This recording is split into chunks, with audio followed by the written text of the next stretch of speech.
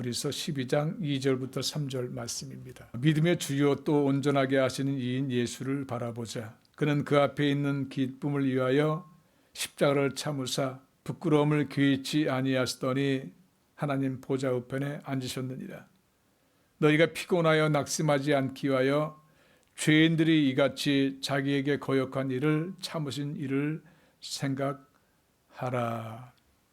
오늘 저는 여러분과 함께 웃으며 십자가를 지세요라고 하는 제목으로 말씀을 나누겠습니다. 여러분, 예수 믿고 나면 모든 것이 패러다이스 같이 변할 것으로 생각하고 있지만 그렇지 않습니다. 하나님께서는 사랑하는 자들에게 채찍도 허락하시고 또 때로는 하나님께서 혹독한 과정을 통해서 훈련시키시고 그리고 하나님의 자녀로서 온전히 성장해 나갈 수 있도록 그렇게 역사하신다는 사실이에요. 그래서 사랑받는 그 증거로서 우리는 이 세상의 삶 속에서 우리가 짊어져야 될 각자의 십자가가 있다는 것을 우리는 인정하지 않을 수 없고 또 그것을 우리는 감사함으로 감당해야 된다는 사실을 깨닫게 됩니다. 주기철 목사님에 대해서 여러 번 제가 말씀드렸지만 며칠 전에 주기철 목사님의 어떤 한 단편적인 이야기를 또 접하게 되면서 또 그 말씀을 떠오르게 됐습니다. 주기철 목사님 일제시대 때 그 신사 참배 반대로 인해서 감옥에 갇혔을 때 그가 이제 인시로 풀려나서 아내가 만들어준 음식을 먹으려고 할 때 마침 일본 순사들이 몰려와서 붙잡아가는 그런 일이 발생하게 되었습니다. 그때 이 주기철 목사님은 일본 순사들이 왔다는 소식을 접하고 자기 어머니 방으로 뛰쳐들어가서 어머니께 어머니 저를 좀 도와주세요. 제가 이 모진 고문을 이겨낼 방법이 없습니다. 제가 우리 주님을 배반할지도 모릅니다. 너무나 그것이 두렵습니다. 라고 그렇게 어머니께 이야기를 드리고 붙잡혀 갔다는 거예요. 우리가 소위 성자라고 부를 정도로 그렇게 유명한 주기철 목사님도 그 일제의 혹독한 고문에 자기 마음이 언제 변절될지 모르겠다는 두려움으로 늘 노심초사했다는 사실, 그것을 위해서 기도했다는 사실을 우리는 우리의 삶을 이렇게 견뎌보면서 그렇게 믿음 좋은 분도 피할 수 없는 십자가 있었다는 사실, 또 우리도 또한 우리에게 정말 피하고 싶은 십자가가 있다는 사실을 다시 한번 확인하면서 우리 주님께서 힘주시고 능력 주셔서 십자가의 은혜로 그것을 이기게 하신 것, 오늘 동일하게 우리에게도 하나님의 은혜로 말미암아 우리 환경을 이길 수 있게 하신다는 그 사실 앞에 감사하지 않을 수가 없습니다. 제가 찬송가 458장, 이제 우리가 예배 끝나면 제가 말씀 끝나면 부를 찬송가인데 이 458장을 제가 영어로 한번 이렇게 불러보게 됐어요. 부르면서 물론 한국어 번역도 잘 됐지만 참 거기서 제가 감동을 받아서 오늘 이 본문의 원어의 가사에 있는 것처럼 제가 그 제목을 한번 이렇게 짓게 되었어요. 웃으며 십자가를 지세요라고 제가 한 이유가 바로 거기 있습니다. 이 찬송가 458장을 보시면 아에나 옥돈이라고 하는 여사께서 가사를 쓰셨고 찰스 게브리엘 그런 작곡가가 작곡한 곡이에요. 이 찰스 게브리엘은 여러분 우리 찬송가에 9곡이 들어있어요. 뭐 저 높은 곳을 향하여라든지 여러 가지 곡들이 지금 9곡이 들어있는데 그 중에 이 한 곡이 오늘 458장의 곡입니다. 영어 가사를 보시면 너무 놀라운 것이 우리가 십자가를 지고 갈 때 과연 어떤 마음으로 지고 갈 것인가에 대한 놀라운 은혜와 가르침을 주고 있다는 사실이에요. 아마도 수없이 많은 사람들은 십자가를 지고 갈 때 너무나 괴로워서 원망불평하면서 가기가 쉬울 것입니다. 대부분 그럴 것입니다. 그런데 오늘 본문 말씀을 보고 또한 이 찬송가를 보면 우리 예수님께서 십자가를 지셨을 때 과연 슬픔으로 절망으로 또는 탄식하심으로 십자가를 지셨을까? 아니라는 거예요. 예수님은 기쁨으로 십자가를 지셨습니다.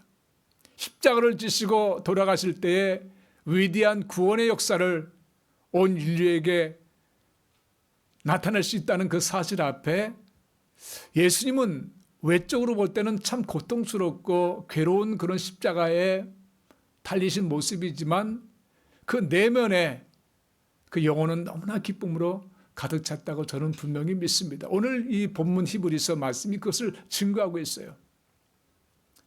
이 458장을 보시면 너희 마음에 슬픔이 가득할 때 주가 위로해 주시리라. 아침 해같이 빛나는 마음으로 너 십자가 지고 와라. 너 십자가 지고 와라 영어로 보면요. Carry your cross with a smile이라고 되어 있어요. 미소를 가지고 웃으면서 기쁨으로 십자가를 지고 가라. 그리고 그 밑에 참 기쁜 마음으로 십자가 지고 가라. 이것을 또 동일하게 Carry your cross with a smile. Carry your cross with a smile 이렇게 말했어요. 그러니까 3번 연속해서 기쁨으로 또는 미소로 십자가를 지고 가라고 그렇게 계속해서 반복해서 가사를 썼습니다. 그리고 그 밑에 보면 내가 기쁘게 십자가 지고 가면 슬픈 마음이 이루어왔네 이렇게 돼 있는데 영어로 보면 You may others from sadness to gladness beguile. 그리고 if you carry your cross with a smile. 네가 만약에 미소를 가지고 웃으면서 십자가를 지면 다른 사람들이 슬픔에서 기쁨으로 바뀌어지는 그런 위로를 받게 된다는 거예요. 그 신앙의 모습을 통해서 다른 사람에게 상상할 수 없는 위로 주는 일이 일어난다는 거예요. 이 아이나 옥돈이라고 하는 이분이 이 가사를 쓰면서 그 아버님이 친아버님이 1913년도에 기록된 걸 보니까 교통사를 당해서 그만 큰 어려움 속에 있었어요. 그랬을 때 그 아버지를 생각하면서 감동으로 지은 가사가 이거예요. 비록 아버지가 피할 수 없는 십자가를 지셨지만 그 십자가를 미소를 가지고 웃으면서 기쁨으로 감당한다면 다른 사람들에게 얼마나 큰 위로가 될 것인가에 대한 감동으로 지은 그런 가사입니다. 맞습니다, 여러분. 우리는 십자가를 피할 수가 없어요. 각자에게 주신 십자가를 피할 수가 없어요. 그러나 그 십자가를 지고 갈 때에 우리 크리스찬들에게는 이런 기쁨으로 질 수 있는 그런 은혜를 주셨습니다. 그 몇 가지 이유에 대해서 조금 이따 보겠습니다. 예수님께서 그런 예화가 있습니다. 예수님께서 두 제자에게 너희가 십자가를 만들어서 지고 내가 어느 곳에 가 있을 테니 거기 와라 라고 말씀하시고 이제 다른 제자들과 함께 그곳에 가서 기다리고 있었고 두 제자는 각자 자기가 만든 십자가를 지고 이제 오게 됐습니다. 근데 첫 번째 도착한 제자가 기쁨과 찬송으로 막 찬양을 부르면서 그렇게 도착했습니다. 두 번째 제자가 도착했는데 완전히 탈진되어서 그냥 겨우 기다시피 하면서 도착했습니다. 그러면서 그 제자가 예수님께 물었습니다. 예수님, 왜 제 십자가는 이렇게 지면 질수록 이렇게 무거워집니까? 그랬더니 예수님께서 하신 말씀이 기쁨으로 즐거움으로 자기 십자가를 지는 사람들은 점점 그 십자가가 가벼워지지만 너같이 불평하며 원망하며 십자가를 지는 사람에겐 점점 무거워지는 것이 자기 십자가다. 그렇게 말씀하셨다는 거예요. 여러분, 우리는 선택의 삶 속에 살아갑니다. 피할 수 없는 각자에게 주신 십자가, 그 십자가를 우리가 어떻게 감당할 것인가? 그에 대해서 우리 본문을 통해서 몇 가지 중요한 것을 좀 말씀을 나누고자 합니다. 첫 번째는 우리가 피할 수 없는 십자가를 지고 산다는 거예요. 제가 전번전에 말씀드렸듯이 마태복음 16장 24절 25절에 보시면 이에 예수께서 제자들에게 이르시되 누구든지 나를 따르려거든 자기를 부인하고 자기 십자가를 지고 나를 따를 것이니라. 누구든지 자기 목숨을 구원하고자 하면 잃을 것이요 누구든지 나를 위하여 자기 목숨을 잃으면 찾으리라. 여기서 십자가를 지고 예수님을 따르라고 말씀하고 있습니다. 우리 신앙의 길은 우리가 이 십자가를 지고 예수님을 따르는 길이에요. 그런데 오늘 본문에 보니까 그것을 달리 표현하고 있습니다. 믿음의 주요 온전케 하신 이인 예수를 바라보자. 이 바라보자는 말을 제가 여러 번 설명을 드렸지만 우리 눈을 고정시킨다는 뜻이에요. 예수님께 고정시킨다는 거예요. 그리고 3절 끝에 가서 보면 이를 생각하라 라고 되어 있습니다. consider, 그냥 think가 아니에요. consider는 깊이 묵상하는 것을 말합니다. 예수님을 우리의 눈을 고정시켜 바라볼 뿐만 아니라 그 예수님을 늘 깊이 생각하는 거예요. 그것이 우리의 신앙의 길이라는 거예요. 우리에게 주어진 십자가를 지고 갈 때에 막연하게 그냥 살아가는 것이 아니라 예수님을 향해서 우리 눈을 고정시키고 그리고 그분을 깊이 생각하는 것을 늘 간직하며 살아가는 것, 그것이 우리의 십자가를 지고 가는 우리의 모습이 되어야 된다는 것을 분명하게 가르쳐주고 있습니다.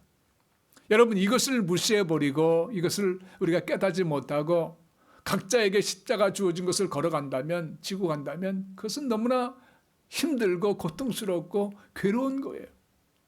그러나 나에게 주어진 십자가를 우리가 감사한 마음으로 감당하며 주님을 바라보고 나갈 때 주님께서 나에게 힘 주시고 능력 주시고 은혜 베풀어 주심으로 말미암아 능히 감당해 나갈 수가 있는 것이고, 그리고 제가 예화를 드렸던 것처럼 점점 가벼워지는 그런 은혜를 체험하게 될 것입니다. 또 두 번째 보고 싶은 것은 십자가를 기쁨으로 질 수 있는 이유, 웃으면서 질 수 있는 이유에 대해서 몇 가지 좀 보겠습니다.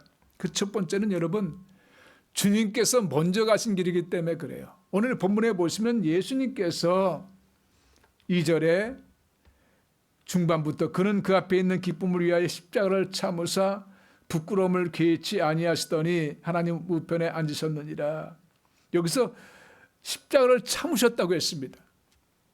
예수님께서 십자가를 견뎌내셨다는 거예요. 자기에게 주어진 십자가를 온전히 감당했다는 거예요. 그것은 예수님께서 먼저 우리 앞서서 십자가를 지셨다는 것을 우리에게 가르쳐주고 있습니다. 스포츠 세계에서 보면 물론 여러 가지 많은 일들이 있지만 옛날에는 한국 선수들이 이제 막 한국의 경제 발전이 되고 좀 유명한 선수가 몇 사람이 이제 뭐 스페인 리그라든지 또는 유럽 같은 데 진출하게 되면 참 고생을 많이 했습니다. 전혀 선배들의 경험담이 없기 때문에 가서 그냥 완전히 맨 땅에 헤딩하는 것처럼 그렇게 개척자의 삶을 살았습니다. 어려움을 많이 겪었죠. 그래서 일찍들 다 돌아오게 됐습니다. 근데 그 후에 나갔던 선수들은 선배들의 경험담, 그들이 먼저 겪었던 것을 지식을 통해서, 정보를 통해서 나가서 잘 견디면서 세계적인 선수들로서 이렇게 활동하는 것을 봐요.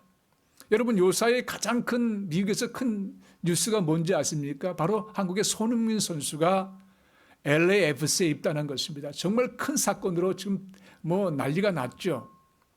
근데 그 손흥민 선수가 인터뷰하는 내용을 들어보니까 자기는 리오넬 메시라고 하는 세계적인 선수를 너무나 좋아하고 존경하는데 그 선수가 미국 MLS에 이렇게 와 있는 것을 보고서 자기는 거기서 어떤 큰 도전을 받게 되었고, 그리고 거기서 자기가 미국에 올 수 있는 그런 큰 힘이 되었다고 그렇게 고백합니다.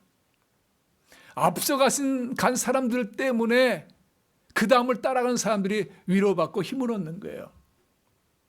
얼마 전에 보니까 99세 할아버지가 이 사이클을 뭐 30km를 다니는 것을 이제 방영하는 것을 봤습니다. 너무나 건강하시더라고요. 젊은이 못지않게 건강하시고 그 99세 나이에 이 말씀도 정정하시게 하시고 그런 모습을 보면서 저는 큰 위로를 받아요. 나이가 한참 밑인 저로서 그분을 보면서 큰 힘을 얻게 되는 거예요. 아, 나도 몸을 잘 건강하게 관리하면 저렇게 건강하게 살 수 있겠구나. 그런 위로를 받는 거예요. 우리 앞서간 사람들의 그런 좋은 경험담과 그런 발자취들이 우리에게 힘이 된다는 거예요. 여러분, 마찬가지입니다. 예수님께서 먼저 십자가에 모진 고난을 당하시면서 가신 길이었기 때문에 우리에게 각자에게 주어진 그 십자가를 지고 가는데 두려움이 없는 거예요. 기쁨으로 감당할 수 있는 거예요. 왜냐하면 예수님께서 기쁨으로 감당하셨기 때문에. 2절 다시 한번 보시면 그 앞에 있는 기쁨을 위하여 십자가를 참으사 부끄러움을 괴치 아니하셨다고 했습니다. 여러분, 십자가가 얼마나 부끄러운 사건입니까? 그럼에도 불구하고 예수님은 앞에 있는 기쁨을 바라보고 십자가를 지셨다는 것. 다시 말씀드리면 기쁨으로 예수님께서 십자가를 짊어지고 가셨다는 거예요. 기쁨으로 십자가에서 돌아가셨다는 거예요. 여러분, 우리는 이것을 분명히 알아야 됩니다. 예수님께서 기쁨으로 십자가를 지셨으니 우리도 기쁨으로 십자가를 져야 될 줄로 믿습니다. 또 두 번째는 이 십자가를 기쁨으로 또는 웃으면서 지을 수 있는 이유는 소망 때문이에요. 여기서 예수님께서 기록된 것을 보면 하나님 보좌 우편에 앉으셨느니라 2절 후반부입니다. 하나님 보좌 우편에 앉으셨느니라. 예수님께서는 다시 부활하셔서 하나님 보좌 우편에 앉으실 것을 그분은 소망하고 계셨어요. 그 소망 때문에 예수님께서 십자가를 은혜 가운데 감당하셨습니다. 똑같은 의미가 우리에게 있는 거예요. 우리에게는 말할 수 없는 소망이 있습니다. 천국에 대한 소망이 있습니다. 이 소망 때문에 우리는 이 날마다 지고 가는 우리에게 허락하신, 우리에게 주신 십자가를 잘 감당할 수가 있는 거예요. 웃으면서 감당할 수 있는 것입니다. 이 소망신학이라고 하는 단어가 있습니다. 소망신학, The Theology of Hope라는 거예요. 이걸 처음으로 만든 분이 윌리엄 몰트만이라고 하는 신학자예요. 독일의 신학자인데 이분이 이 소망신학을 주창하게 된 것이 그가 세계 제2차 세계대전을 맞이했을 때 그가 그 식구들이 다 몰살을 당했습니다. 절망 가운데서, 고통 가운데서 그는 젊은 시절을 보낼 수밖에 없었는데 어느 분의 전도로 인해서 예수님을 믿게 되었고, 그리고 그는 성경책을 읽게 되었어요. 처음부터 끝까지 다 깊이 묵상하게 되었습니다. 그러면서 예수님께서 십자가에 돌아가셨을 때 그 사건을 보면서 우리가 이 세상에서 감당할 수 없는 고난을 이미 예수님께서 먼저 감당하셨구나, 그 길을 걸어가셨구나 라는 것을 그는 깨닫게 되었습니다. 동시에 예수님께서 부활하신 모습을 보면서 그는 절대적인 소망을 깨닫게 된 거예요. 야, 예수님께서 죽음에서 부활하셨다는 것, 우리에게 주신 위대한 소망의 메시지인 것을 깨닫게 되고 그런 소망신학을 제창하게 되었어요. 그러면서 그가 주장한 것은 예수님께서 마지막 때에 반드시 오시면서 우리의 슬픔과 이별하는 그 아픈 것을 다 도말하실 것이라고 하는 사실을 그는 깨닫게 된 것입니다. 그래서 그걸 우리는 에스카탈로지컬, 종말론적인 그런 호프, 소망이라고 이렇게 이 몰트만 교수는 그렇게 표현합니다. 그런데 이 몰트만 교수와 아주 친하게 지낸 분이 조인기 목사님이세요. 여러 번 몰트만 교수님을 초청해서 그의 소망신학, 왜냐하면 조인기 목사님이 그 메시지의 중심이 소망 아닙니까? 희망이잖아요. 한국의 절망에 처했던 그 당시의 사람들에게 이 말씀을 증거하면서 그들에게 소망을 주기 위해서 그런 메시지를 증거하지 않았습니까? 그래서 조인기 목사님의 메시지는 소망의 메시지라고 이렇게 얘기를 합니다. 근데 한 가지 이 몰트만 교수하고 다른 것은 몰트만 교수님은 이 종말론적인 장차 올 소망에 대한 기대감에 대한 소망 신학이에요. 근데 조인기 목사님은 현재의 소망의 역사가 일어난다는 거예요. 삼중 축복이 뭡니까? 영혼이 잘된 같이 범사가 될되고 강건한 것이 바로 우리의 믿음의 신앙의 현장에서 일어난다고 하는 것을 그는 선포한 거예요. 미래 일이 아니에요. 현재 우리가 겪고 있는 어두운 그림자 속에서 절망의 고통의 그런 칠흑 같은 상태에서 성경 이 말씀은 바로 우리 삶 가운데 바로 역사한다는 거예요. 거기에 차이점이 있습니다. 장차 올 소망도 중요한 것이지만 나에게 당장 삶 속에서 역사하실 우리 주님의 은혜, 그 소망이 오늘도 일어난다고 하는 그 고백, 그런 실천, 그것을 강조한 것이 바로 조인기 목사님의 소망의 메시지라고 볼 수가 있어요. 또 이 기쁨으로 또는 즐거움으로 웃으면서 십자가를 질 수 있는 세 번째는 주님께서 우리가 십자가를 지고 갈 때 함께 동행하시기 때문에 그래요. 여러분 혼자 가는 길이 절대로 아닙니다. 여러분이 자기 십자가를 지고 갈 때, 자기를 부인하고 자기 십자가를 지고 갈 때 그 길은 혼자 가는 길이 아니에요. 마태복음 11장 28절부터 30절까지 이렇게 예수님께서 말씀하셨습니다. 수고하고 무거운 짐진 자들아 다 내게로 오라. 내가 너희를 쉬게 하리라. 나는 마음이 온유하고 겸손하니 나의 멍에를 메고 내게 배우라. 그리하면 너의 마음이 쉼을 얻으리니 이는 내 멍에는 쉽고 내 짐은 가벼움이라 하시니라. 예수님께서 말씀하신 멍에와 짐 가볍고 쉽다고 말씀하셨습니다. 그것은 무엇일까요? 우리가 지는 십자가 바로 그렇다는 거예요. 예수님께서 함께 걸어주시기 때문에 그 짐을 가볍게 만드시고 역사하신다는 거예요. 예수님은 약속의 말씀대로 우리와 함께 하십니다. 이 자리에, 이 예배 시간에 함께 하십니다.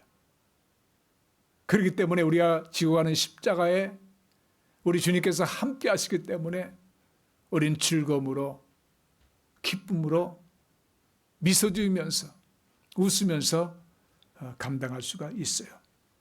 시편 55편 22절에 내 짐을 여호와께 맡기라. 그가 너를 붙드시고 은혜 요동함을 영원히 허락하지 아니하시리로다. 여기서 내 짐을 여호와께 맡기라고 하는 것은요, 캐스트라고 표현돼요. 캐스트, 던져버리라. 그걸 붙잡고 밀어두지 말고 나에게 던져버려. 그러면 하나님께서 우리를 붙드신다는 거. 붙드신다는 건 뭐예요? 나와 함께 하시면서 그 짐을 지신다는 거예요. 얼마나 놀라운 위로 말씀일지 모릅니다. 여러분, 여러분의 어려움, 근심들이 있습니까? 우리 주님께 여러분이 신뢰하고 있는 위대한 하나님 아버지께 여러분 던져버리세요. 끝까지 손을 붙잡고 놓지 않으신 여러분 되지 마시고 그냥 던져서 나를 떠난 하나님 손에 올려진 그런 여러분 되심으로 말미암아 주님께서 함께 하시는 은혜의 길이 넘치길 바랍니다. 세 번째 여러분과 같이 보고 싶은 것은 우리의 신앙에 정말로 중요한 것은 선포의 신앙입니다. 여러분, 믿음이라고 하는 것은 그냥 마음속에 간직하는 것으로 끝나는 것이 아니에요. 로마서 10장 10절에 보시면 사람의 마음으로 믿어 위에 이르고 입으로 시인하여, 이 시인한다는 것은 confess라고 되어 있거든요. proclaiming, 선포하는 거예요. 입으로 선포함으로 인해서 구원에 이르느니라. 여러분, 예수님께서도 병든 자를 고치실 때 내 믿음대로 될지어다고 선포하셨습니다. 하나님께서 이 세상을 창조하실 가장 먼저 빛이 있으라 선포하셨을 때 빛이 생겼어요. 이 언어의 능력이 그렇게 큰 거예요. 잠언서에도 이 언어의 능력에 대해서 그렇게 강하게 강조하고 있지 않습니까? 죽고 사는 것이 혀의 힘에 달렸다고 말하고 있지 않습니까? 이것은 과학적으로도 의학적으로도 이미 심리학적으로도 이미 증거되고 있는 거예요. 이미 발표되고 그런 것을 누리는 사람들이 많이 있습니다. 의학적으로, 여러분 심리학적으로 보면 플레시보라고 하는 그런 현상이 있어요. 효과라는 것이. 그것은 다른 말로 하면 이게 의학, 약을 속여서 이렇게 얘기하는 거예요. 의사가, 믿을 만한 의사가 말하자면 약을, 그 치료제, 그에게 직접적인 관계가 없는 수면제 같은 것을 주면서 당신이 이 약을 먹으면 그 질병에 치료받습니다. 그 환자가 그 말을 믿고 그 약을 먹으면서 야, 요걸 약을 먹으면 내가 이거 치료받는데 라고 생각했을 때 그 효과가 나타나는 거예요. 심리학적으로 영향력을 끼친다는 거예요. 이것을 좀 더 긍정적으로 표현하면 우리가 믿음으로 언어로서 나는 건강해라고 선포하면 뇌의 구조체가 건강을 향해서 그렇게 일을 하게 된다는 거예요. 얼마나 놀라운 줄 몰라요. 여러분, 절망에 쌓인 사람들을 보면 계속해서 절망을 선포합니다. 절망 선포하는 것에 뇌가 그렇게 쇠뇌가 되어서 절망될 수 없는 환경이 만들어지고 그런 육체가 만들어지고 그런 현상이 계속해서 지속된다는 거예요. 그리고 심리신경 면역학이라고 있는 것은 P&I라고 되어 있는데 Psycho Neuro Immunology. 그 뭐냐면 이 면역학이 역할이 일어나는 것이 바로 우리의 심리적인 그런 그 신경 연결점이 있어서 그런 상태가 일어난다는 거예요. 말하자면 내가 긍정적인, 조금 전에 말씀드렸듯이 나는 치료받아, 나는 건강해 라고 생각하면서 그 정신 상태가 이 유로 시스템, 세포, 신경세포에 연결돼서 그것이 나에게 면역력을 증가시키는 역사가 일어난다는 거예요. 이것이 과학적으로 다 증명된 것입니다.